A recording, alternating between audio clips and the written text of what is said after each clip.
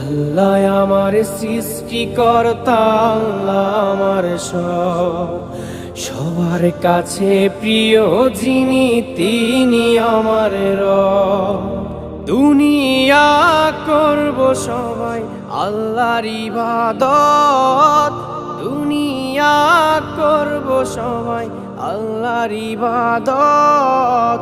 সব কিছুতে দিবেন তিনি তারি রহমত, সব কিছুতে দিবেন তিনি তারি রহমত।